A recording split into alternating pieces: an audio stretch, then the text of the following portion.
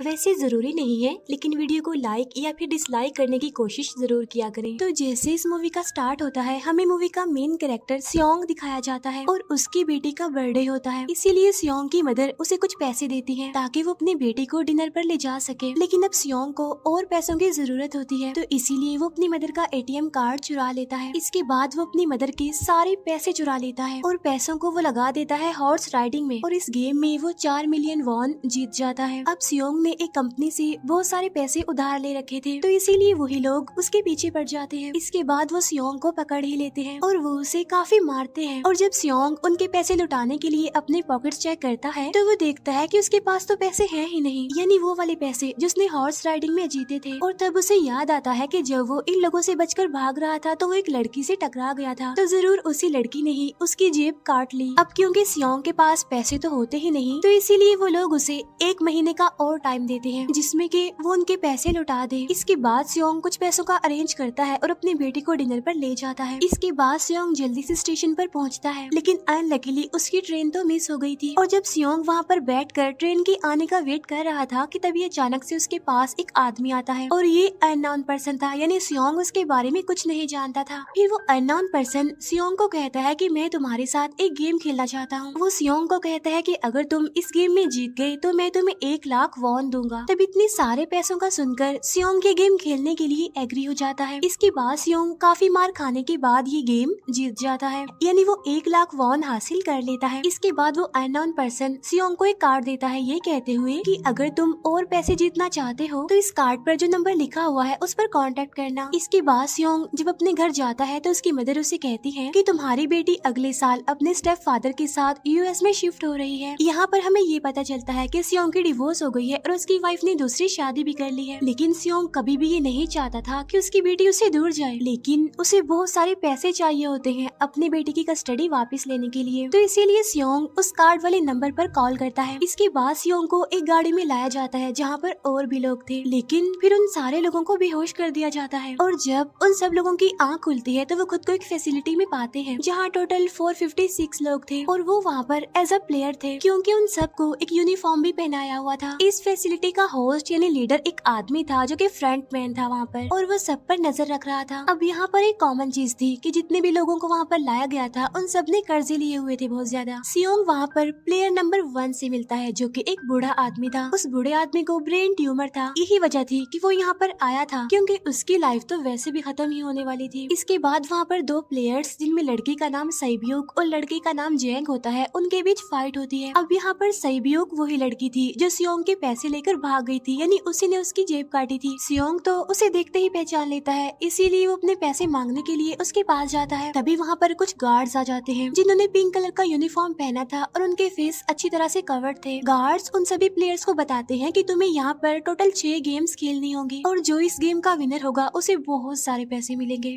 इसके बाद उन सबसे एक कॉन्ट्रैक्ट पर साइन करवाया जाता है और इस कॉन्ट्रैक्ट के 3 मेन रूल्स थे। पहला रूल ये कि कोई भी प्लेयर अपनी मर्जी से गेम को छोड़कर नहीं जा सकता। दूसरा रूल ये होता है कि जो भी प्लेयर खेलने से मना करेगा तो उस प्लेयर को एलिमिनेट कर दिया जाएगा, और उनके मुताबिक एलिमिनेट का मतलब क्या था ये तो हम आगे ही जानेंगे। गेम का तीसरा रूल ये था कि अगर मेजोरिटी इस गेम को खेलना नहीं चाहती तो वो इस गेम को छोड़कर जा सकते हैं। इसके बाद उन सबको गेम के लिए ले जाया जाता है। अब यहाँ पर सियोंग अपने क्लासमेट सेंगवू से भी मिलता है जो कि उसे बचपन से जानता था। सियोंग उसे वहाँ पर देखकर काफी हैरान होता है क्योंकि वो तो किसी बिजनेस के लिए आउट ऑफ कंट्री चला गया था। अब पहले गेम के लिए वहाँ पर एक काफी बड़ी डॉल थी और इस गेम का रूल काफी सिंपल था, और वो ये था कि डॉल जब भी गाना गाएगी उन सबको आगे बढ़ना है, और जैसे ही वो गाना गाना बंद करेगी तो उन सबको रुक जाना है और मूव नहीं करना है, और अगर कोई हिल गया तो उसे एलिमिनेट कर दिया जाएगा। अब स्टार्टिंग में तो ये सब कुछ उन्हें किसी प्रैंक की तरह लग रहा था, लेकिन जब एक लड़का हिल जाता है तो उसे शूट करके मार दिया जाता है, और यही होता है एलिमिनेट का मतलब, यानी उन्हें मार दिया जाएगा। अब ये देखकर वो सारे लोग काफी घबरा जाते हैं और उन्हें पता चल चुका था कि वो खतरे में है, इसीलिए लोग डरते हुए पैनिक करते हुए इधर उधर भागने लगते हैं। लेकिन अब क्योंकि गेम का रूल था इसीलिए जो भी हिलता है उसे मार दिया जाता है और जितने भी सर्वाइवर होते हैं वो किसी न किसी तरह इस गेम को कंप्लीट कर ही लेते हैं। लेकिन जो लोग मर जाते हैं उनकी डेड बॉडीज को वहाँ से ले जाया जाता है और अब 456 प्लेयर्स में से सिर्फ 255 ही रह गए थे। अब क्योंकि वो सारे प्लेयर्स इतना ज्यादा डर जाते हैं कि अब कोई भी गेम खेलना नहीं चाहता था। लेकिन जैसा कि रूल नंबर 3 था कि अगर मेजोरिटी चाहे तो वो ये गेम स्किप कर सकती है, तो इसीलिए उनका लीडर यानी फ्रंटमैन वोटिंग करवाता है। लेकिन इससे पहले उन्हें प्राइज मनी दिखाई जाती है यानी जो विनर को मिलेगी। लेकिन इन केस अगर कोई गेम को छोड़कर चला जाएगा तो ये सारे पैसे मरे हुए प्लेयर्स की फैमिलीज को मिल जाएंगे और ये prize money total 45 billion won होती है। इसके बाद वोटिंग करवाई जाती है जिसमें मेजोरिटी इस गेम को खेलना नहीं चाहती थी, तो इसीलिए गेम को यहीं पर स्टॉप कर दिया जाता है। लेकिन अगर कभी फ्यूचर में वो लोग चाहें तो इस गेम को रीज्वाइन कर सकते हैं। इसके बाद सभी लोगों को उनके घरों पर छोड़ दिया जाता है। नेक्स्ट डे सियोंग पुलिस स्टेशन जाता है और वहाँ पर वो पुलिस को सारी बात बता देता है। लेकिन उन लोगों को सियोंग की बातों पर यकीन नहीं होता और उल्टा वो लोग उसे पागल समझने लग जाते हैं। इसके बाद सियोंग उन्हें वही वाला कार्ड दिखाता है, लेकिन हैरान कर देने वाली बात तो ये है कि उस पर जो नंबर था वो रॉन्ग था। इसके बाद सियोंग जब घर जाता है तो उसकी मदर वहाँ पर नहीं होती। उधर सियोंग का क्लासमेट सेंगवू अपनी मदर को छुपकर देख रहा होता है और तभी वहाँ पर सियोंग भी आ जाता है। यहाँ पर सेंगवू अपसेट होते हुए सियोंग को बताता है कि मेरे ऊपर 6 बिलियन का कर्ज है। वो बताता है कि मैंने क्लाइंट्स के पैसे लेकर स्टॉक मार्जिन में लगा दिए थे, लेकिन अनलकीली वो सारे पैसे डूब गए। और तभी सियोंग के पास हॉस्पिटल से कॉल आती है। सियोंग की मदर का पाँव काफी इंजर्ड था, लेकिन डायबिटीज का ट्रीटमेंट ना होने की वजह से उनकी चोट और ज्यादा बढ़ गई। तब डॉक्टर सियोंग को बताते हैं कि तुम्हारी मदर का ट्रीटमेंट हो सकता है, लेकिन इसके लिए हमें इनका पाँव काटना होगा। लेकिन इस ऑपरेशन में बहुत सारे पैसे लगने वाले थे। लेकिन जाहिर सी बात है सियोंग के पास इतने पैसे तो होते नहीं। इवन उसने तो अपनी मदर के इंश्योरेंस के पैसे भी उड़ा दिए थे। तब इसीलिए सियोंग पैसे मांगने के लिए अपनी वाइफ के पास जाता है, लेकिन उसकी वाइफ उसे पैसे देने से इनकार कर देती है। फिर उसकी वाइफ अपने हस्बैंड को बताती है कि सियोंग आया था पैसे मांगने के लिए और तभी उसका हस्बैंड सियोंग को पैसे देने आता है। साथ साथ उसे ये भी कहता है कि मेरी फैमिली से दूर रहो। लेकिन सियोंग उसे मारने लगता है और तभी उसकी बेटी भी वहाँ पर आ जाती है। इसके बाद सियोंग का एक फ्रेंड अपने बॉस के पास पैसे मांगने जाता है, लेकिन उसका बॉस उसे पैसे देने से मना कर देता है, तो इसीलिए उन दोनों के बीच फाइट होने लगती है। इस फाइट के दौरान उसके बॉस का हाथ मशीन में आ जाता है, तो मौके का फायदा उठाकर सियोंग का फ्रेंड पैसे लेकर वहाँ से भाग जाता है। फिर इसके बाद सियोंग का फ्रेंड अपने घर आकर अपनी वाइफ को कहता है कि पहली फ्लाइट लो और जाओ यहाँ से। इसके बाद सईब्यूक एक एजेंट से मिलती है क्योंकि उसने अपनी मदर को नॉर्थ एरिया से साउथ एरिया में लाना था। सईब्यूक वही लड़की जिसने सियोंग की जेब काटी थी, लेकिन यहाँ अपनी मदर को लाने के लिए सईब्यूक को बहुत सारे पैसों की जरूरत थी। अब सईब्यूक का एक छोटा भाई भी होता है जिससे उसने प्रॉमिस किया होता है कि मैं मदर को जरूर ले आऊंगी। इसके बाद हमें एक ऑफिसर दिखाया जाता है और इस ऑफिसर का भाई कुछ टाइम से मिसिंग था, इसीलिए वो ऑफिसर अपने भाई के घर जाता है, जहाँ उसे पता चलता है कि उसका भाई तो पिछले कुछ दिनों से अपने घर पर भी नहीं आया। और जब वो ऑफिसर घर को चेक कर रहा होता है तो उसे एक कार्ड मिलता है वहाँ पर, और इस ऑफिसर ने सेम ऐसा ही कार्ड पुलिस स्टेशन में सियोंग के पास भी देखा था, तो इसीलिए वो ऑफिसर सियोंग के पास जाकर उससे इस बारे में पूछता है, लेकिन सियोंग उसे कुछ नहीं बताता। इसके बाद सियोंग जब अपने घर जाता है तो उसे वो कार्ड दोबारा मिल जाता है वहाँ पर। अब सियोंग डिसाइड करता है कि वो दोबारा से उस गेम को ज्वाइन करेगा, इसीलिए सभी प्लेयर्स को एक शिप के पास ले जाया जाता है। इधर ही वो ऑफिसर भी गाड़ियों का पीछा करते हुए उस शिप तक आ जाता है। वो एक गार्ड को मारकर उसे पानी में फेंक देता है। इसके बाद उन सभी प्लेयर्स को एक आइलैंड पर मौजूद फैसिलिटी में लाया जाता है। अब यहाँ पर उन्हें जरा भी अंदाजा नहीं था कि अगला गेम कौन सा होगा और उसे कैसे खेला जाएगा। इसके बाद वो लोग अपनी अलग अलग टीम्स बना लेते हैं। रात को सईब्यूक और उसकी फीमेल फ्रेंड वॉशरूम जाते हैं। यहाँ पर सईब्यूक गार्ड्स की नजरों से बचते हुए उस फैसिलिटी को एक्सप्लोर करने लगती है। तभी वो देखती है कि गार्ड्स बड़े बड़े बर्तनों में कुछ बना रहे हैं,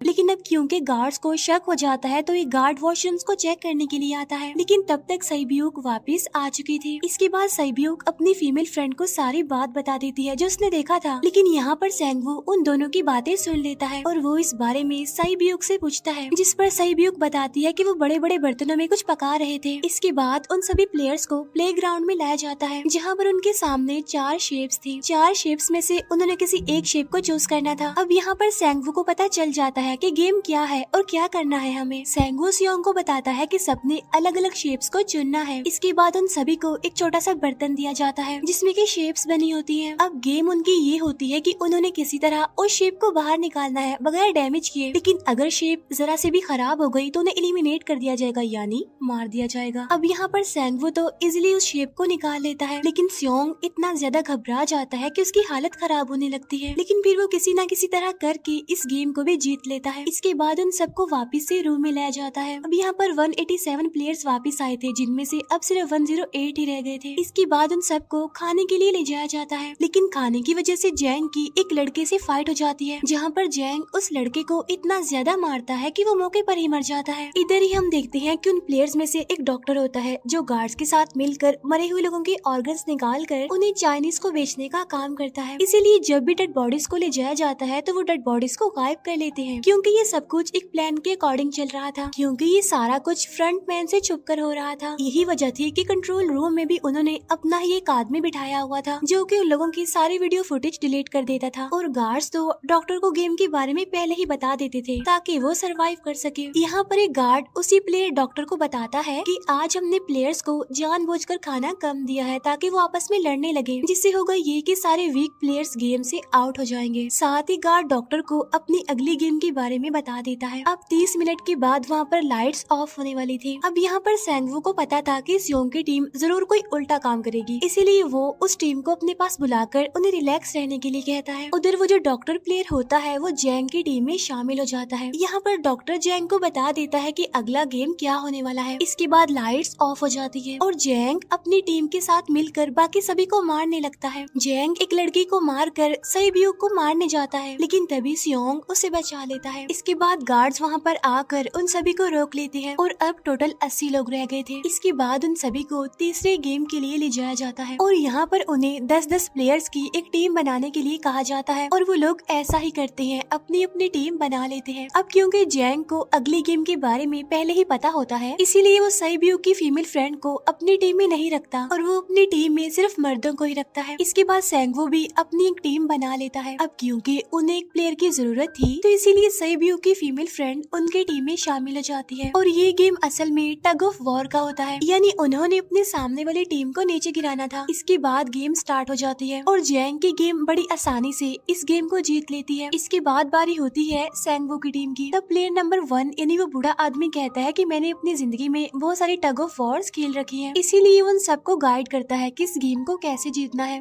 तो इसीलिए वो लोग किसी न किसी तरह करके इस गेम को जीत जाते हैं। फिर दिखाया जाता है कि 30 मिनट के बाद दोबारा से लाइट्स ऑफ हो जाएंगी, जिस पर सेंगवू उन सबको कहता है कि रेडी रहना। तो इसीलिए वो डिसाइड करते हैं कि एक एक करके हम पहरा देंगे। अब जैंग की टीम में एक से बढ़कर एक चालाक प्लेयर था, तो इसीलिए जैंग को डर होता है कि कहीं उसकी टीम उसे ही साइड पर न लगा दे, यानी उसे ही अपने रास्ते से न हटा दे। दूसरी तरफ डॉक्टर और गार्ड्स मिलकर डेड बॉडी की ऑर्गन्स निकाल रहे होते हैं और इन ऑर्गन्स को डिलीवर करने जाना था गार्ड नंबर 28 एंड 29। तब वो सभी एक डेड बॉडी के बारे में बातें करने लगती हैं जिसकी सिर्फ एक किडनी थी और वो उसे ज़ॉम्बी कह रहे थे। अब यहाँ पर जो गार्ड नंबर 29 था, यानी जिसने वो ऑर्गन्स डिलीवर करने जाने थे, वो कोई और नहीं बल्कि वो ऑफिसर था जो गार्ड के बेस में वहाँ पर आया था। और ये सब बातें सुनकर उसे शक होता है कि शायद ये लोग मेरे भाई की बात कर रहे हैं, क्योंकि उसकी भी एक ही किडनी थी। इसके बाद नंबर 28 और 29 यानी वो ऑफिसर ऑर्गन्स को डिलीवर करने के लिए चले जाते हैं। रास्ते में वो ऑफिसर नोटिस करता है कि टनल में तो बॉम्ब लगा हुआ है। तब नंबर 28 उसे बताता है कि जब हम यहाँ से बाहर निकलेंगे तो इस जगह को ब्लास्ट कर दिया जाएगा। अब यहाँ पर वो ऑफिसर नंबर 28 से और इन्फॉर्मेशन लेने की कोशिश करता है, इसीलिए नंबर 28 को उस पर डाउट होने लगता है, इसीलिए वो उस ऑफिसर को अपना फेस दिखाने के लिए कहता है। अब यहाँ पर वो ऑफिसर अपना फेस भी दिखा देता है, साथ साथ वो नंबर 28 पर गन पॉइंट भी कर देता है। साथ साथ वो ऑफिसर उससे एक किडनी वाले आदमी के बारे में पूछता है कि वो कौन है जिसे तुम ज़ॉम्बी कहते थे, जिस पर वो नंबर 28 उससे कहता है कि वो तो एक लड़की थी। अब यहाँ पर नंबर 28 उस ऑफिसर को कहता है कि तुम लीडर के रूम में जाकर सारी इन्फॉर्मेशन देख सकते हो, वहाँ पर सबका डाटा है। ये जानने के बाद वो ऑफिसर नंबर 28 को मार डालता है। उधर वो डॉक्टर गार्ड से अगली गेम के बारे में पूछता है, लेकिन इस बार गार्ड्स को भी अगली गेम के बारे में पता नहीं होता। तब इसीलिए डॉक्टर को गुस्सा आ जाता है और वो एक गार्ड को पकड़ लेता है और उनकी फाइट होने लगती है। इसी फाइट में डॉक्टर डॉक्टर उस गार्ड को मार कर वहाँ से भाग जाता है। इसके बाद एक गार्ड भी उसका पीछा करता है और वो दोनों प्लेग्राउंड में आ जाते हैं। यहाँ पर गार्ड डॉक्टर को अपनी बातों में फंसा कर उसे मारने वाला होता है, लेकिन तभी लीडर यानी फ्रंटमैन आकर उसे मार डालता है और बाद में वो उस डॉक्टर को भी मार डालते हैं। साथ साथ इन्हें वहीं पर नंबर 28 की डेड बॉडी भी मिल जाती है, जिससे इन्हें ये पता चल जाता है कि फैसिलिटी में कोई घुस गया है। उधर वो ऑफिसर लीडर यानी फ्रंटमैन के रूम तक पहुंच जाता है। तब वो चेक करते करते एक ऐसे रूम में जाता है जहाँ पर सबके रिकॉर्ड्स थे, और जब वो ऑफिसर रिकॉर्ड चेक कर रहा होता है तो उसे सभी विनर्स की एक लिस्ट मिलती है, जिसमें उसके भाई का भी नाम था, यानी वो भी कभी विनर था। उधर सभी प्लेयर्स को 4th गेम के लिए ले जाया जाता है, जहाँ पर उन सबको अपना अपना पार्टनर चुनने के लिए कहा जाता है, और वो प्लेयर्स करते भी ऐसा ही है, अपना अपना पार्टनर चुन लेते हैं। सहीब्यूक की फीमेल फ्रेंड भी अपना पार्टनर ढूंढने की कोशिश करती है, लेकिन कोई भी उसका पार्टनर बनने को तैयार ही नहीं था। इसके बाद सभी प्लेयर्स को 10-10 मार्बल्स दिए जाते हैं। असल में ये गेम ऐसी होती है कि एक प्लेयर को अपने पार्टनर से सारे मार्बल्स लेने होते हैं बगैर कोई जोर जबरदस्ती किए, और जो दूसरा पर्सन होगा यानी जिसके पास मार्बल्स नहीं होंगे उसे मार दिया जाएगा। फिर सैंगवू और सियोंग का फ्रेंड ऑड और इवन का गेम खेलते हैं, जिसमें कि उन्होंने गेस करना था कि सामने वाले के हाथ में कितने मार्बल्स हैं। अब यहाँ पर सियोंग का फ्रेंड सैंगवू के सारे मार्बल्स जीत जाता है, जिसकी वजह से लास्ट में सैंगवू के पास सिर्फ एक ही मार्बल बचता है। अब क्योंकि सैंगवू को पता चल चुका था कि अब वो बच नहीं पाएगा, इसीलिए वो सियोंग के फ्रेंड को अपनी बातों में फंसा कर उसे ये यकीन दिलाता है कि अगर हम में से कोई भी हार गया तो हारे हुए लोगों का मैच दोबारा करवाया जाएगा। अब यहाँ पर सैंगवू धोखे से सियोंग के फ्रेंड के सारे मार्बल्स चेंज कर देता है। इसके बाद सैंगवू मार्बल्स लेकर गार्ड को दे देता है और वहाँ से बाहर चला जाता है, और जब सियोंग का फ्रेंड मार्बल्स चेक करता है तो वहाँ पर पत्थर होते हैं। उधर प्लेयर नंबर 1 यानी उस बूढ़े आदमी की हालत खराब हो रही थी, इसीलिए वो तो इधर उधर घूम रहा था, लेकिन सियोंग किसी तरह उसे खेलने के लिए एग्री कर लेता है। अब यहाँ पर वो दोनों यानी वो बूढ़ा आदमी और सियोंग भी इवन आउट खेलते हैं। अब इनमें से वो बूढ़ा आदमी सियोंग के सारे मार्बल्स जीत जाता है, लेकिन लास्ट राउंड में वो बूढ़ा आदमी भूल जाता है कि उसने क्या चूज किया था। तो यहाँ पर सियोंग उसे बातों में फंसा कर उसके सारे मार्बल्स ले लेता है, लेकिन यकीन मानिए कि वो बूढ़ा आदमी काफी चालाक था। उसने एक मार्बल अपने पास ही रखा हुआ था और वो दोबारा से इधर उधर घूमने लगता है। अब यहाँ पर सियोंग उसे रिक्वेस्ट करता है कि प्लीज मेरे साथ एक और गेम खेलो ना। तब यहाँ पर वो बूढ़ा आदमी कहता है कि मुझे पता है कि तुमने सारे मार्बल्स धोखे से लिए हैं मुझसे। वो कहता है कि मुझे सब पता था, बस मैं पागल बनने की एक्टिंग कर रहा था। तभी सुनकर सियोंग को उस पर तरस आ जाता है और वो उसे ही सारे मार्बल्स दे देता है। उसके बाद सहीब्यूक और उसकी फीमेल फ्रेंड भी गेम खेल रहे होते हैं। उनकी गेम ये होती है कि जो मार्बल्स को दीवार के ज्यादा करीब फेंकेगा वो ही जीतेगा। पहले सहीब्यूक अपने मार्बल्स फेंकती है, लेकिन जब सहीब्यूक की फ्रेंड की बारी आती है तो वो अपने सारे मार्बल्स फेंक देती है। लेकिन जब सहीब्यूक ये देख लेती है तो वो अपने फ्रेंड को दोबारा फेंकने के लिए कहती है, जिस पर उसकी फ्रेंड कहती है कि नहीं सहीब्यूक, मैं बिल्कुल अकेली हूँ, मेरे पीछे तो कोई भी नहीं है, लेकिन अगर तुम्हें कुछ हो गया तो ये अच्छी बात नहीं है, तुम्हारे पीछे तुम्हारा छोटा भाई है, तुम्हारा वेट कर रहा है वो। और इसी वजह से सहीब्यूक की फ्रेंड को मार दिया जाता है। इसके बाद उन सबकी डेड बॉडीज को वहाँ से ले जाया जाता है। इसके बाद वो सब वापिस से रूम में आ जाते हैं। यहाँ पर जैंग देखता है कि सहीब्यूक की वो वाली फ्रेंड तो अभी तक जिंदा है, जो कि बड़ी आराम से बैठी हुई थी। अब यहाँ पर हमें पता चलता है कि सहीब्यूक की ये वाली फ्रेंड जैंग की भी फ्रेंड थी, लेकिन अब क्योंकि उन दोनों के बीच किसी बात को लेकर क्लैश चल रहा था तो इसीलिए जैंग की वो फ्रेंड उसे बुली करने लगती है। इसके बाद फ्रंटमैन को एक डेड बॉडी के पास उस ऑफिसर का आईडी कार्ड मिल जाता है। तभी फ्रंटमैन को पता चलता है कि उसके सारे वीआईपीज आ चुके हैं, तो इसीलिए फ्रंटमैन उन्हें लेने के लिए चला जाता है। फिर सारे वीआईपीज को उनके रूम में लाया जाता है। इसके बाद फ्रंटमैन वीआईपीज के आने के बारे में एक और आदमी को जाकर बताता है, और यही आदमी मेन होता है। और ये कौन होता है हम ये आगे जानेंगे। फिर नेक्स्ट डे उन सबको 5वें गेम के लिए लाया जाता है, जहाँ पर 1 से लेकर 16 तक नंबर पड़े होते हैं, और वो सभी प्लेयर्स अपना अपना नंबर ले लेते हैं। नंबर का मतलब ये था कि जो नंबर भी एक प्लेयर पर आएगा उसके मुताबिक उसकी बारी आएगी। अब यहाँ पर लास्ट में पहला और आखिरी नंबर रह जाता है, यानी 1 और 16। तो यहाँ पर सियोंग कंफ्यूज हो जाता है कि उसे कौन सा नंबर चूज करना चाहिए। अगर उसने पहला नंबर लिया तो वो फंसेगा और मरेगा, क्योंकि उसे नहीं पता कि गेम क्या है। और अगर लास्ट नंबर लेगा तो क्या पता उसकी बारी ही ना आए, टाइम कम रह जाए। और तभी वहाँ पर एक आदमी आ जाता है और वो सियोंग को कहता है कि मुझे पहला नंबर चाहिए, क्योंकि मैं अपनी जिंदगी में कभी भी फर्स्ट नंबर पर नहीं आया। फिर इसके बाद उन्हें गेमिंग रूम में लाया जाता है। अब इस गेम का रूल ये होता है कि दिए हुए टाइम में उन्हें ब्रिज की दूसरी साइड पर जाना है। अब इसके बीच में दो तरह के ग्लास लगे होते हैं, एक तो होता है आम ग्लास और एक होता है टेम्पर्ड ग्लास। आम ग्लास पर पाँव रखते ही वो टूट जाएगा और वो लोग नीचे गिर जाएंगे। इसके बाद गेम स्टार्ट हो जाता है और वो लोग एक एक करके मरने लगते हैं। फिर एक टाइम ऐसा आता है जब जैंग सबके सामने होता है और वो आगे ही नहीं बढ़ रहा होता। अब उनके पास एक ही रास्ता था, या तो वो आगे जाए या सारे ही मर जाएं। और तभी जैंग के सामने उसकी वही फ्रेंड आ जाती है जो उसे बुली कर रही थी, और वो जैंग को कहती है कि मैंने तुम्हें कहा था कि जिस दिन तुमने मुझे धोखा दिया मैं तुम्हें मार दूंगी। इसके बाद वो जैंग को पकड़ लेती है और उसे लेकर नीचे कूद जाती है, जिसकी वजह से उन दोनों की मौत हो जाती है। अब वहाँ पर एक आदमी था जो कि ग्लास कंपनी में काम करता था और उसे पता था कि टेम्पर्ड ग्लास कौन सा है, लेकिन जब फ्रंट मैन को इस बात का पता चल जाता है तो वो लाइट्स ऑफ करवा देता है ताकि वो ग्लास को पहचान ही ना पाए। अब लास्ट में एक ही स्टेप बचता है और उनके पास तो टाइम ही नहीं था, इसीलिए सेंगवू उस आदमी को धक्का दे देता है। तो यहाँ पर सेंगवू, सियोंग और सैब्यूक ब्रिज को पार कर लेते हैं, लेकिन ग्लास टूटने की वजह से उन्हें काफी चोट लग जाती है, खास तौर पर सैब्यूक को।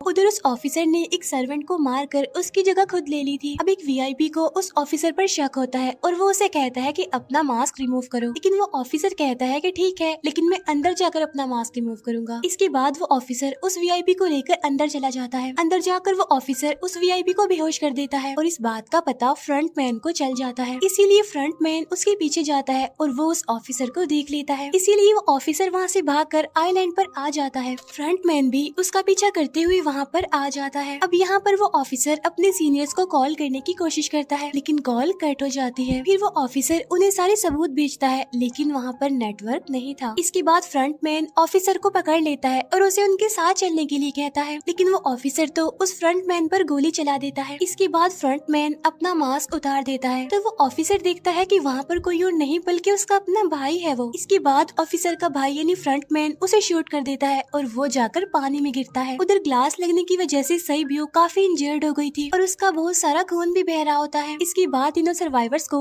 डिनर के लिए ले जाया जाता है और उनके पास एक एक नाइफ भी रख दिया जाता है, मतलब रात में उन तीनों में से कोई भी एक दूसरे को मार देगा। तभी सियोंग नोटिस करता है कि सैब्यूक की हालत काफी खराब है, इसीलिए वो सैब्यूक को कहता है कि फिक्र मत करो, हम दोनों साथ हैं और इस गेम में हम दोनों मिलकर सेंगवू को हरा देंगे। इसके बाद हम दोनों यहाँ से बाहर निकल जाएंगे और पैसों को आधा आधा डिवाइड कर लेंगे। सैब्यूक उसे बताती है कि मेरा एक छोटा भाई है जिसे मैं ऑर्फनेज में छोड़कर आई हूँ, और अगर हम दोनों में से कोई भी जिंदा बचकर बाहर जाएगा तो उसे उन दोनों की फैमिलीज का ख्याल रखना होगा। अब सैब्यूक की हालत काफी खराब थी, उसे डॉक्टर की जरूरत थी, इसीलिए सियोंग कोई मदद लाने के लिए जाता है, लेकिन जब तक वो वापस आता है तब तक सेंगवू सैब्यूक को मार चुका था। फिर नेक्स्ट डे उन दोनों को गेम नंबर 6 यानी लास्ट गेम के लिए ले जाया जाता है। गेम का रूल बड़ा ही सिंपल था कि मार दो या मर जाओ, और इस गेम का नाम होता है स्क्विड गेम। इसके बाद गेम स्टार्ट हो जाती है और उन दोनों के बीच काफी फाइट होती है, लेकिन लास्ट में सेंगवू की हालत खराब होने लगती है। तभी सियोंग कहता है कि मैं इस गेम को रोकना चाहता हूँ, और तभी सियोंग सेंगवू को उसके साथ चलने के लिए कहता है, लेकिन सेंगवू तो अपने आप को ही मार डालता है, जिसकी वजह से सियोंग गेम जीत जाता है। फिर फ्रंट मैन सियोंग को कहता है कि तुम बहुत अच्छा खेले, लेकिन मुझे इसकी उम्मीद नहीं थी। इसके बाद सियोंग को